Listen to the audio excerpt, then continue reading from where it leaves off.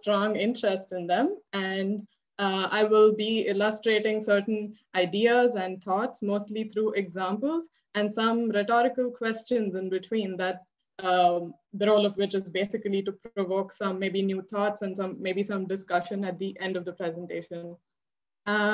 So I'll begin. So it's common knowledge that we've come a long way from this state of our being hunters and gatherers in small groups to living in highly densely populated settlements all over the world. Desmond Morris, who is actually a zoologist who has written extensively about human behavior, likes to call us a super tribe now, rather than just being a tribe, which is what we were before we, let's say, settled down. The main difference being that in a tribe, all the members sort of know each other personally, but in a super tribe, that still relies on the entire network of the super tribe to sustain itself. In spite of that, we actually don't know every member of the tribe personally. And another big that has changed is over the last thousands of years is how we access the key resources that sustain our lives. And by key resources, I mean mostly food, energy, and water. We are basically, we have always been primary actors in a network that includes other actors, and these actors may be other living beings, other non-living beings as well. But what makes us the primary actors is our self-awareness and our anthropocentric view of seeing the world and seeing resources and other beings. Most early, or rather many well-known early settlements were established along water bodies, obviously in order to enable easy access to this important resource. But over time, we also developed sophisticated systems to transport these resources from the origin to the location of settlements as they grew and expanded over land. And in a lot of cases, only were these sophisticated and extremely well functioning, they were also beautiful and celebrated and made almost as, visible as the houses they lived in and the palaces that the royal family lived in. So it was these resource infrastructures at that very well integrated into the urban fabric. In contrast, today, what has happened to resource infrastructures is that they have become increasingly further and further away from the cities in which we live and the distance from the cities to which they supply these resources. And often they are made purely functional and also hidden from the people who actually rely on these resources for our everyday lives. So yeah, we see projects like this every other day in the news of extremely large scale, way beyond, let's say, kind of unrelatable to the human scale even. And not only with water, but also with the way we produce food in order to feed the growing population of the world. These are greenhouses in the Netherlands seen at night. So there are entire stretches of districts that are only covered in these food producing high-tech greenhouses, which are completely separated from the cities. So if you're living in a city, you never actually see these places which are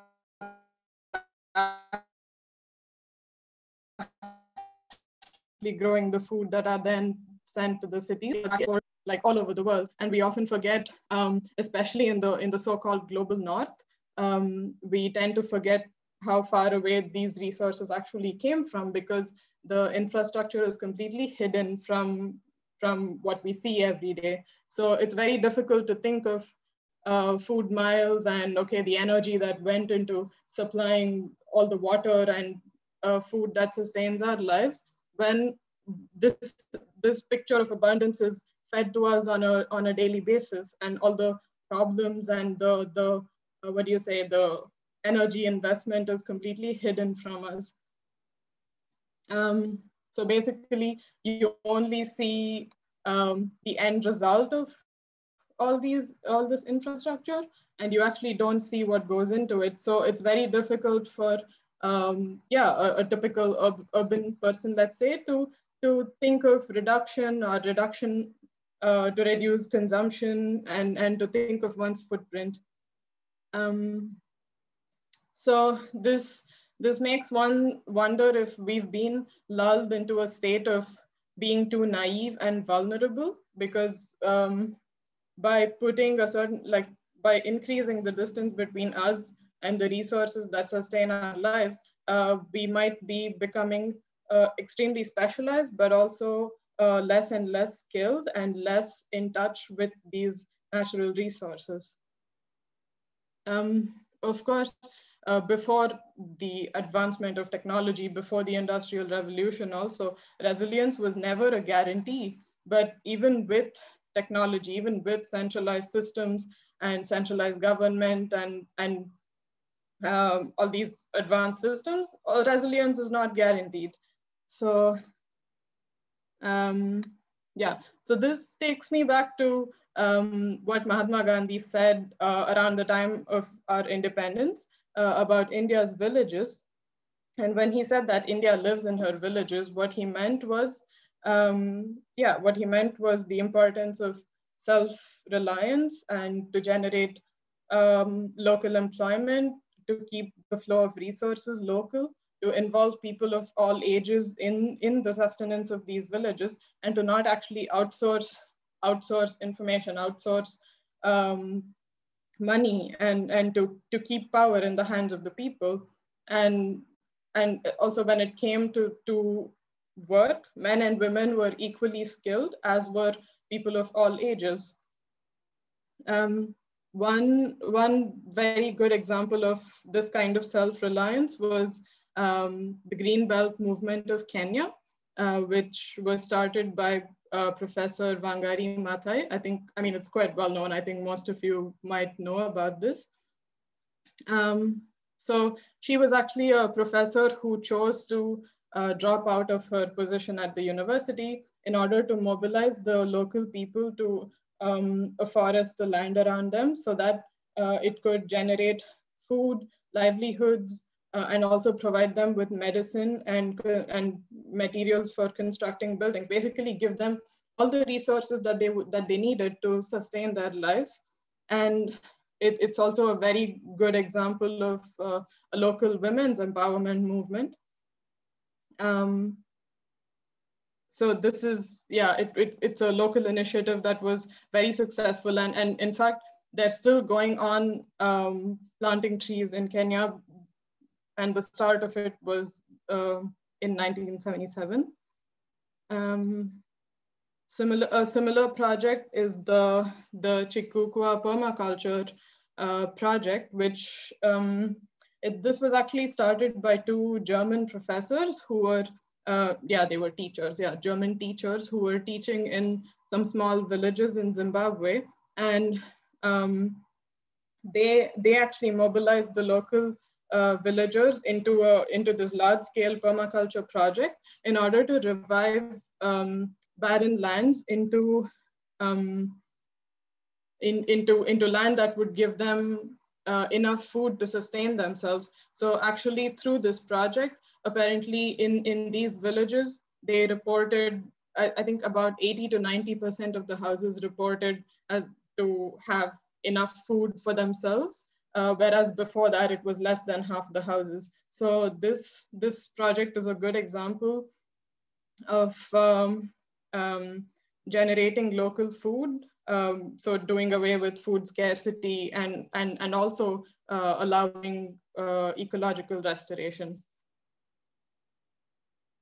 So two important points in both of these examples is yeah, human over machine, and that humans are social. So so these people use their minds and bodies before reaching for technology, and both of them drew very hugely upon the collective strength of people.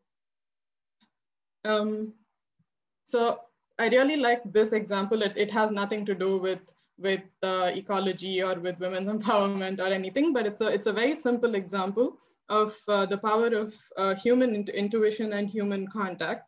So this is it's a traffic intersection in a city in the Netherlands, and previously the intersection has four roads meeting at a junction, and previously there were traffic lights on all four sides for cars, for bicycles, and for pedestrians. But a certain urban designer was called to change the planning of this intersection because they had a high rate of accidents. So what he did was he installed a roundabout. He got rid of all the traffic lights, and he installed a roundabout that forced the cars to slow down to a speed at which they were able to make eye contact with other drivers and with the pedestrians and bicyclists. So by allowing the people to sort of visually communicate with each other, they were able to greatly bring down the accident rate. And it also resulted in shorter waiting time and yeah, fewer accidents. That was the big plus. And this was, yeah, they did away with the traffic lights and only relied on human contact. So, but yeah, so can we always trust people to self-organize? I mean, this example is another one from Africa. It's from Nigeria from the early 90s, when Nigeria was still under a very strong dictatorship. So up until today, the oil company Shell,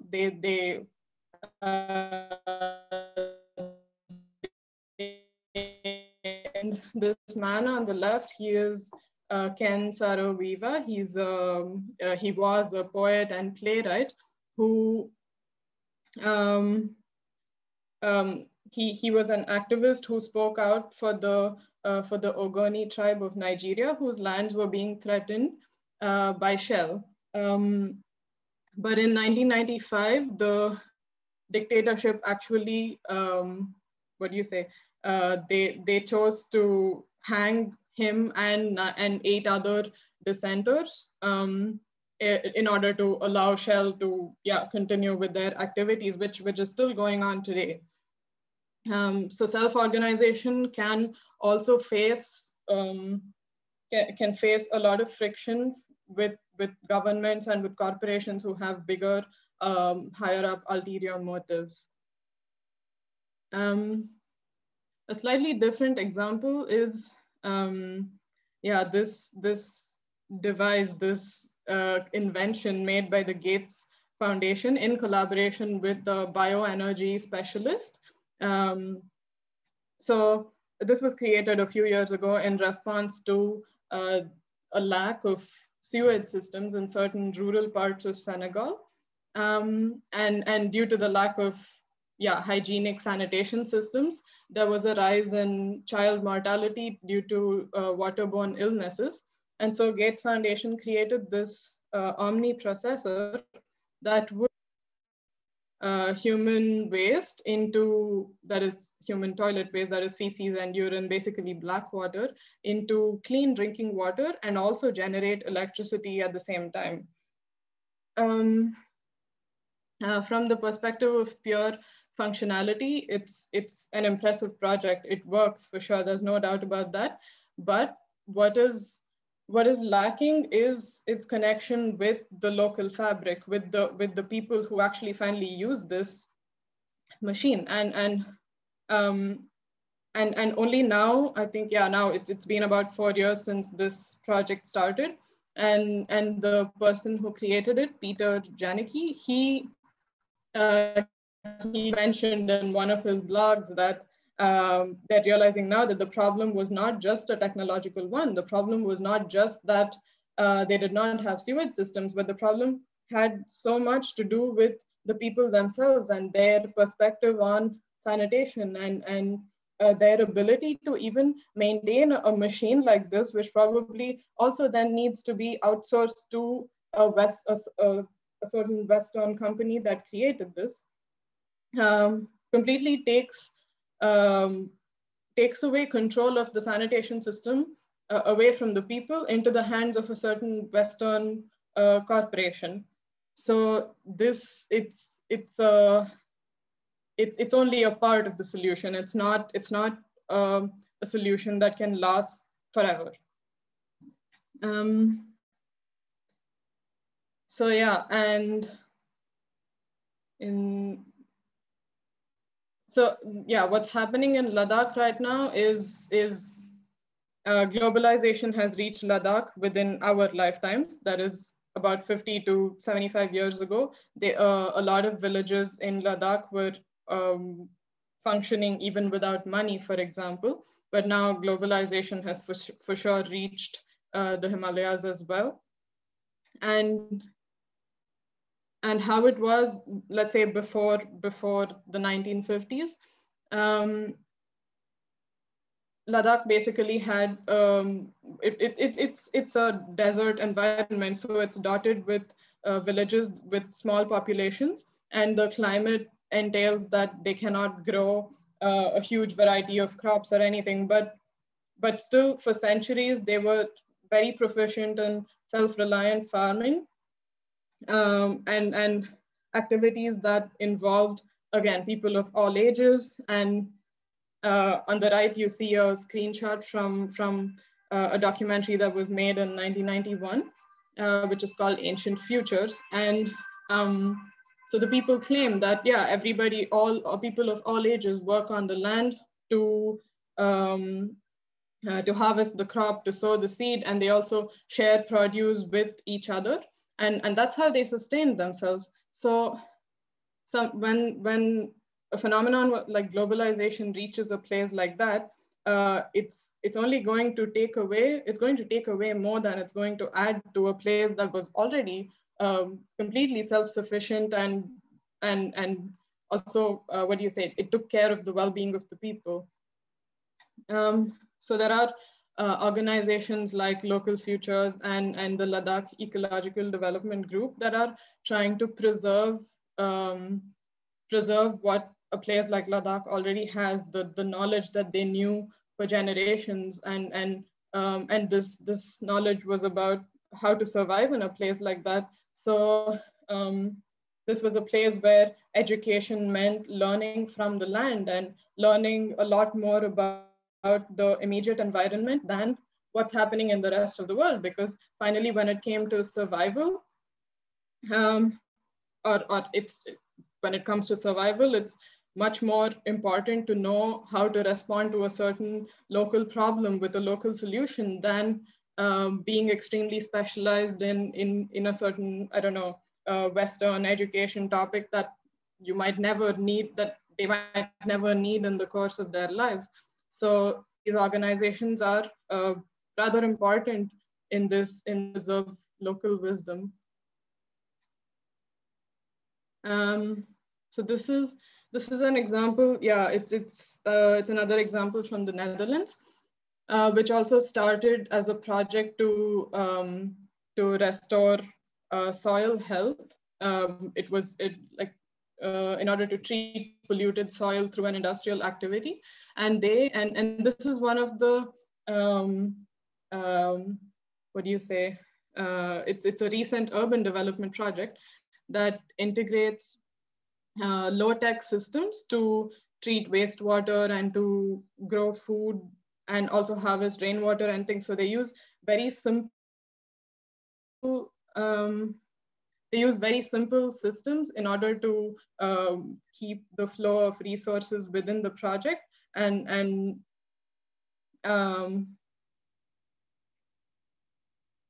they do this with what do you say, plant-based systems, and not necessarily very high-tech systems. And the big difference between a project like this and a project like the Omni processor, which was created by the Gates Foundation, is that this is a project that was created by the people who then ended up also using the place. So they did it in close collaboration and communication with each other. So it's closely, what do you say, at least at a social level, it is well integrated into the fabric around it. And everybody who uses that place knows how the place works, and knows how these systems work. So they know how to troubleshoot, and they don't need to, what do you say, outsource this troubleshooting to an external bigger corporation or anything. So in that sense,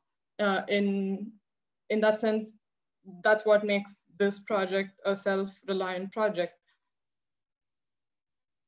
And yeah, this example, with this example, I also want to say that local does not mean only low tech. This local initiatives do not mean that we need to ignore all the technological advancement that has happened so far.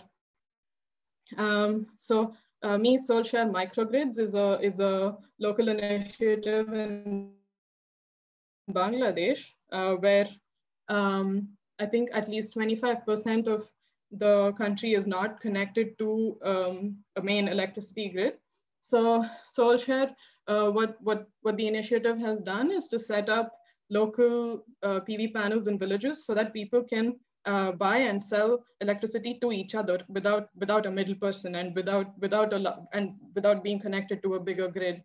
So there are people who previously had no access to electricity, nor the money to set up such a system either, but they're able to buy from let's say their neighbor or somebody in the same village who are able to set up a system like this. So the electricity stays within that grid, so does the money.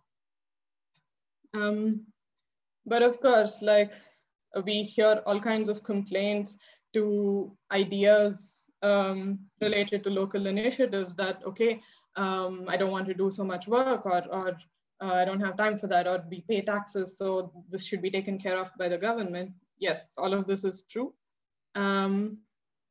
But before answering those specific questions, I don't know, I was curious to understand what actually drives human behavior. Why do we say the things we say? Why do we, how do we arrive at having certain ideologies? So sometime after the 1950s, let's say, social scientists started to create frameworks to understand human behavior. And one of the more common frameworks is this. It's called the theory of interpersonal behavior, which, so the framework basically tries to understand all the factors that affect a certain behavior. And as you can see, most of them have to do with the character of the person, with the knowledge they have about a certain topic, and social factors that have to do with, okay, what they hear from the people around them, how much they're willing to share, and certain emotions that might come up to ideas. But even in such a what do you say, detailed framework, the facilitating conditions, which is actually the physical built environment in which this behavior occurs, is often just pushed to a corner, into just one box, calling it, facilitating conditions, and in most, what do you say, when social scientists and psychologists try to analyze human behavior, they not enough importance is given to this facilitating condition, to the physical environment that is informing the person as much as the people around them, and as much as the information that they are reading. So I want to highlight the importance of this facilitating condition through just this one last example, which is, this is a neighborhood that I personally visited in the Netherlands, I think last year as a part of my master thesis. So this is a small neighborhood of about 40 houses, and they have a neighborhood grey water treatment system, and they also use rainwater for flushing the toilets and for the laundry. And so this neighborhood was set up, I think, in the early 1990s, which was before the country set up more strict regulations in terms of the reuse of wastewater. Um, so so typically in the country, typically in Europe, most people do not want to or do not reuse gray water at all. And also drinking water standards are so high that directly drinking rainwater is also not accepted. But what I noticed in this neighborhood was that because of this history of reusing gray water and directly using rainwater, and knowing that coming in contact with these various water streams is not necessarily bad for you and is actually fine to use, people are much more open to lowering their state of comfort. And this old man on the right, for example, he even without any permission, set up a rain shower in his garden, and he showers directly with rainwater without even treating it, which I think most people here would not dare to do, simply because they're used to a certain extremely high standard of water quality. And another point to note about this project is that the systems that are installed in order to treat the water and to harvest the water are low-tech systems. The grey water treatment system, for example, is completely plant-based. So one of the people in the neighborhood is the person who sort of maintains it and knows what to do if it needs to be treated or fixed or something. So um, um, it's another example of a self-sustaining project. And so, yeah, we need to keep in mind that advanced technology is great, but it also needs responsible governance, because often the consequences of advanced technology going wrong or being misused are much greater. So they need a much more responsible control system in order to function well. So yeah, so like I said in the beginning, I'm not an expert on any of the topics that I touched upon. So I want to say a little bit about the books that inspired the content of this talk. So yeah, one is Environmentalism by Ramachandra Guha. All the examples of forest conservation that I picked up are from this. I'm also showing these so that if any of you is interested in going deeper into any of the examples, you know where to find them.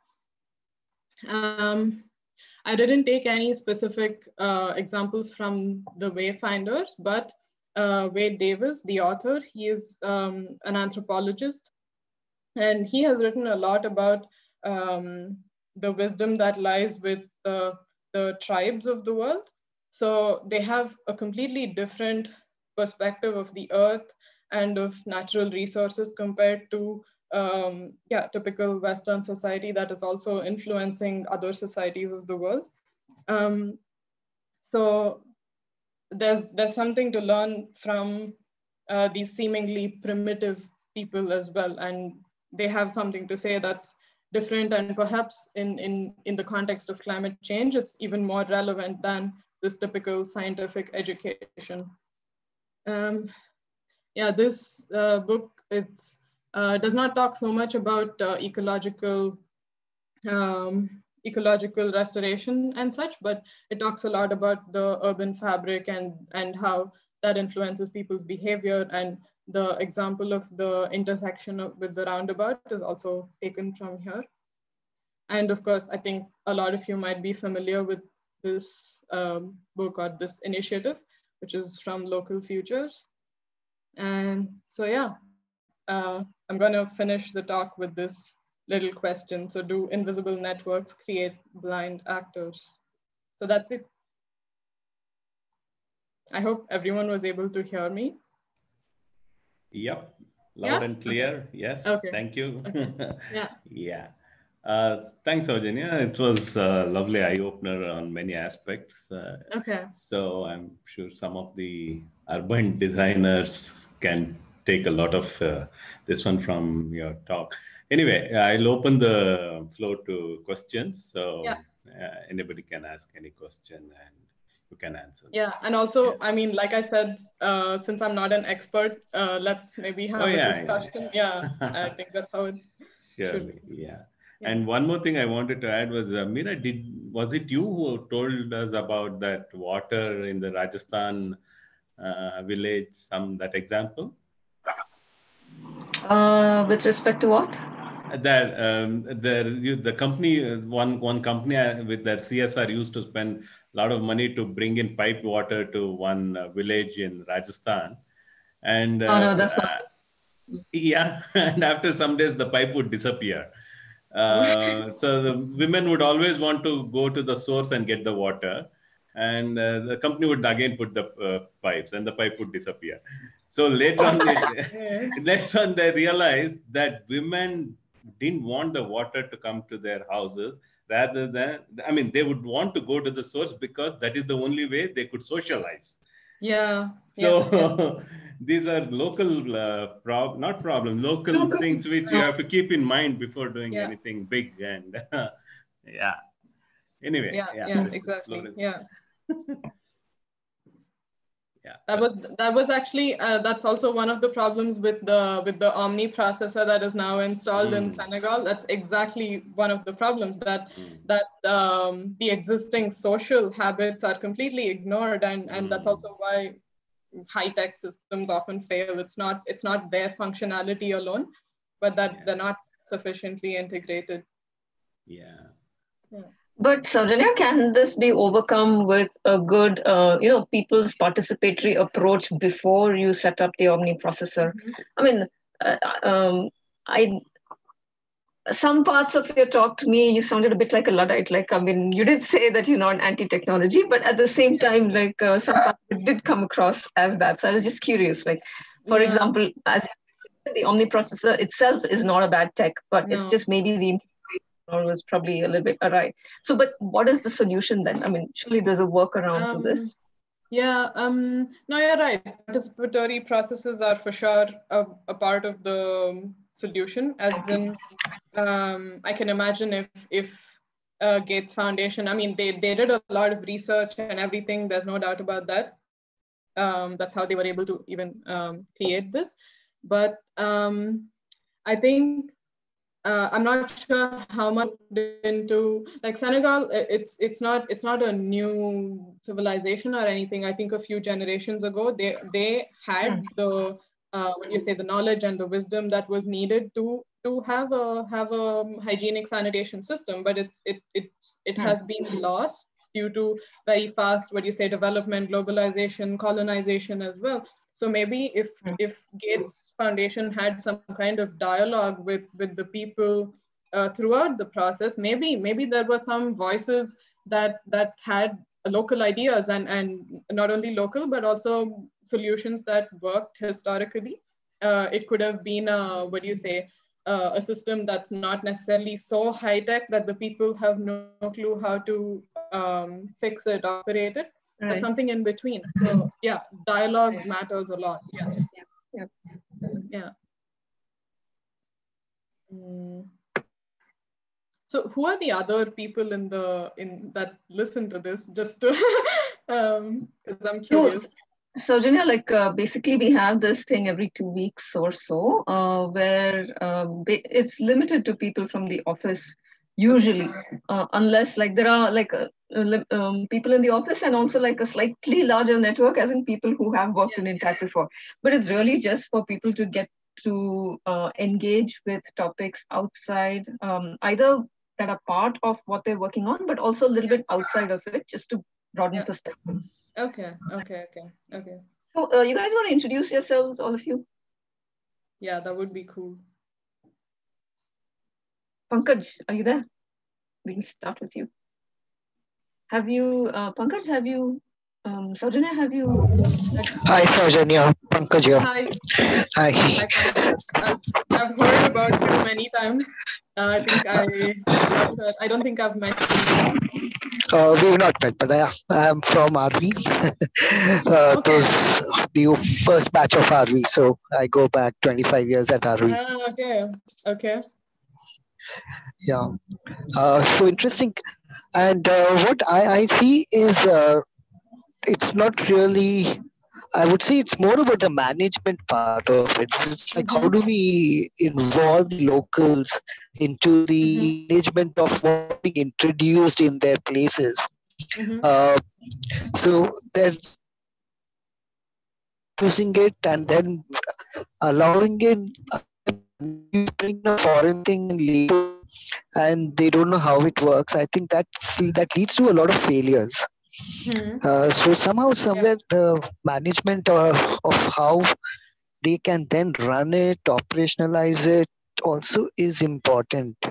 And nobody actually thinks on that part. So that's something that seriously needs to be done. I mean, there can be interesting ideas which are there locally which can be adopted, but even something from outside can work well as far as people know how it can integrate with their life over there. Yeah.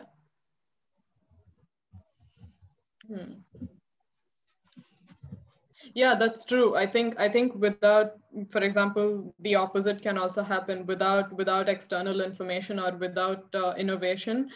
We might be stuck in time or stuck in the past. So innovation is not, it's important, and technology is also not bad. But yes,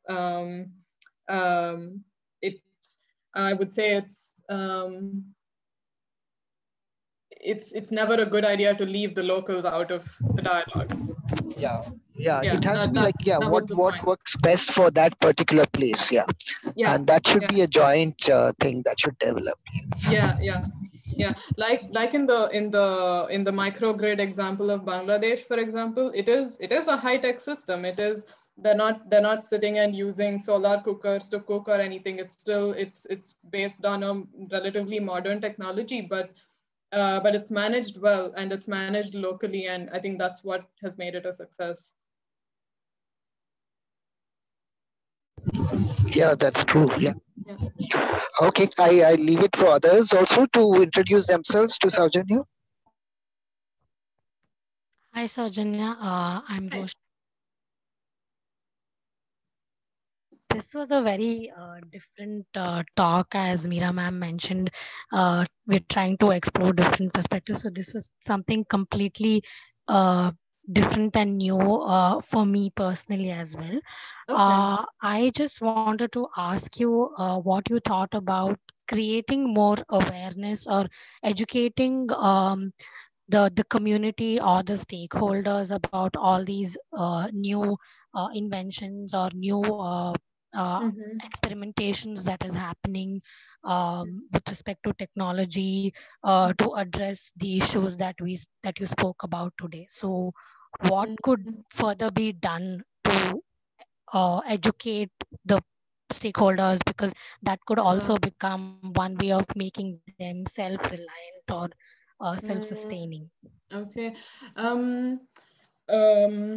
Yeah, education or creating awareness it's definitely important. I mean, people should know, okay, what are the possibilities and things, and I think we do that quite well. Also, with the power of the internet these days, people can find whatever they want to learn about. They can learn about it sitting in their homes, but I also think one thing is awareness is not it's not enough. It's not enough to just know, because you can know and still be completely powerless to make any kind of change, or to, there might not be a platform for you to voice your opinion and things. But also, have you heard of this phenomenon called greenwashing?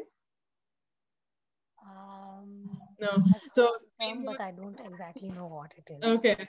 Yeah. So I think by now, at this point in the 21st century, most, at least architects and also, some slightly more aware people, yeah, we're all aware of climate change and that, okay, we need to be more sustainable, although a lot of people use these words and they don't know what it means. So it's easy to take advantage of the fact that, I don't know, people might not go fully in depth into a certain idea. And so greenwashing is when an idea seems like, okay, this is going to fix all problems, but then it's actually a very superficial solution. Like, for example, in order to tackle the problem of overuse of or overconsumption of water, they've introduced these things called water-saving shower heads. So these shower heads are basically, they use lesser water per minute compared to a typical shower head. So now, if you install this in, let's say, all the houses, yeah, it's good. I mean, a person who showers for the same amount of time, regardless of the shower head, will be using lesser water. But I also think that, you know, if you tell someone that the shower head saves water, they're gonna shower for 10 more minutes, and then effectively they use more water. So it's like, yeah, awareness is also, it's not just in one box. It's like, how aware are you, and how much are you reflecting and thinking? So I mean, it's still definitely important to keep sharing and sharing ideas and talking to each other about yeah, I don't know, ideas, innovations, etc. But we also need to experience these for ourselves and actually go and see examples where these things are being put into use, and ask them, okay, like what problems did they face, or you know, get into the core of the idea, rather than just sort of knowing about it on the surface. Right. I don't know, does that answer your question a little bit? Yeah. Yeah. Okay. And are you a conservation architect? Thank you. Yes. Okay. Thank you. Okay, nice to meet you. Yeah. Yes, I'm a conservation architect.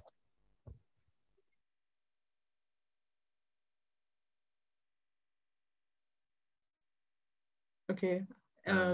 Chetana, you have anything? Hi, Soujanya. I'm Chetna.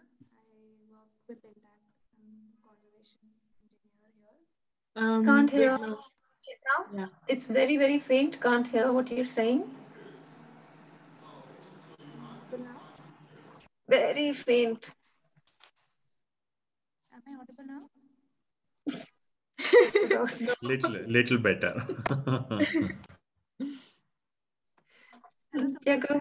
I'm Chetna. I work at Intact. I work as conservation engineer. Okay. It was an interesting talk. I had not heard of this perspective of a talk. Okay. So, I mean, what kind of talks have you guys had, like, from people, I don't know, recently, just so I know? I also did not ask Arvind any of these questions. I didn't think of, okay, what should my topic be and stuff. So what kind of talks have you guys had?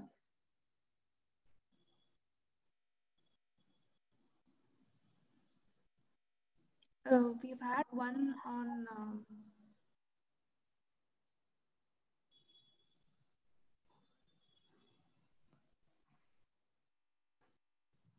Hello?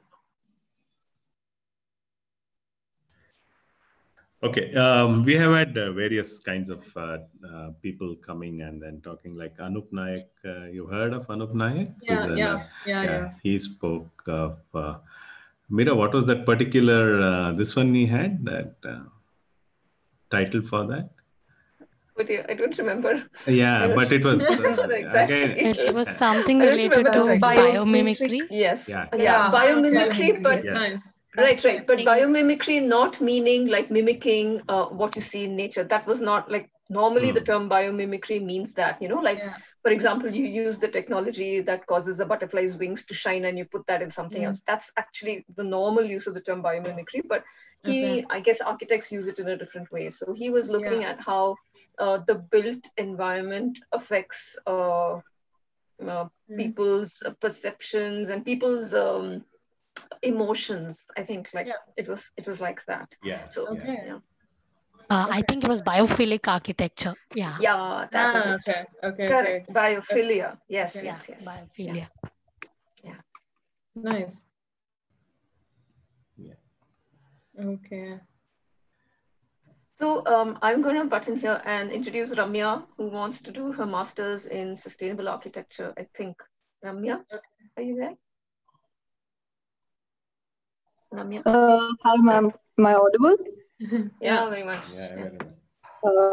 Yeah, I'm still deciding on it. I haven't. I just yeah. Hi. I didn't introduce myself. My name is Ramya. I was working with Intac for the last 2 years. Okay. I just recently quit to concentrate on masters and to prepare for GATES. And then I also had the opportunity to work with CostFord. That is the parent organization by Laurie Baker. Yeah. So during that tenure, I worked on sustainability, but it was mostly at a building level and not at an urban level as such. Okay. Sorry, I couldn't really properly hear your talk. I just joined halfway through. Okay. But I've been living in Kerala for the past 6 months since the pandemic. What I've observed is like from contrast to the city, especially at village level over here, most of the neighborhoods are self-reliant. Yeah. Okay. But the probability when I see at a city level and at a village level is that how do you make them self-reliant? Because if you talk about a neighborhood or a community growing their own stuff and everything, there's no space as such in the city. There's no space because zoning rules don't allow for this yet. Exactly. Yeah. So how do we go back about that? Because in a space where I'm currently living, it's completely, everyone is doing that. Especially since the pandemic, everyone has started more about growing their own crops. And where do they do this? Pardon? And where do they do this? Like on their rooftops or? Most of the people have plot alongside their specific housing. So it's possible for them. It's not like an apartment or housing complexes, etc. It's just individual plots. Okay. I think at least in a country like India, like I mean, I have this perspective of India now only like recently because I've been living outside of India for the last 2 years, so I kind of see it with a fresh pair of eyes, if I can put it that way. India is still, or at least it has always had the potential to be a self-reliant country, and I think each state also in India, because of our climate and geography and also a huge agriculturally involved population, in India is self-reliant. It's okay if Indian cities don't grow their own food. I think, for example, it's maybe a bit more relevant to talk about water management, more like self-reliant water management. For example, in the case of Bangalore, it's a city that receives very good rainfall. I think almost 1,000 mm of rainfall annually, but the city still relies on the Kaveri River, which is I think 100 kilometers away and 1 kilometer lower than the city. Instead, we should be harvesting rainwater, which is the most local source of water. So my point here is that of course we can be these ideas of local initiatives have like they need to be adapted to local situations. It doesn't mean that every city or every neighborhood needs to then start producing all of its own stuff. It's like what is relevant for that place and what is relevant for that place in this period of time. And what you said about not having the space to do certain things in some cities because they are too dense. one thing is, yeah, that's true. I mean, we cannot now demolish half the city and like bring back the farms to the cities or anything, but a lot of these ideas are extremely relevant for places that are yet to be urbanized. And there are a lot of such places also in India. I mean, the cities are going to keep growing, which is another, let's say, problem in itself. But the rural areas are also going to become increasingly urban, and the standard of living of people will also rise. So what is currently rural is also going to become urban sooner or later.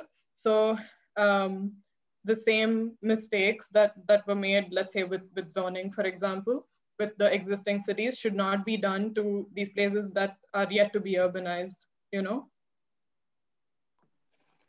Soujanya, how does this relate to, so the idea of using local resources or being sustainable or using, living basically, say, within your X number of radius of kilometers, for example, you know, ideally for water and ideally for food.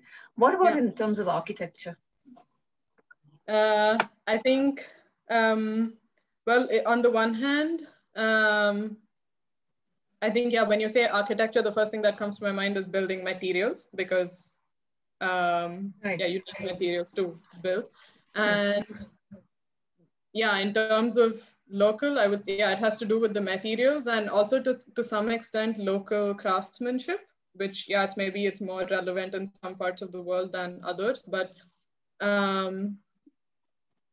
that's, yeah, I think local materials, I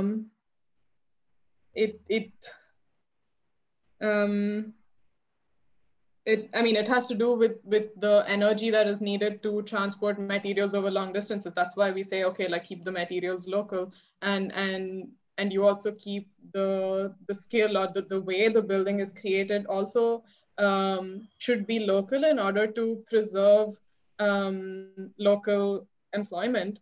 And I think we see that a lot in local traditions of vernacular architecture in India, for example. So that's the first thing that comes to my mind when you say, okay, how can architecture be local? And apart from materials, of course, architecture absolutely needs to respond to the climate of the place. Yes, exactly. That's inevitable. Like, we should not even be contesting that. But sadly, we still have to contest that, and because most buildings are still not climate responsive. So yeah, I would say climate, craftsmanship, materials, yeah, in all those ways, architecture should be local as well. Right.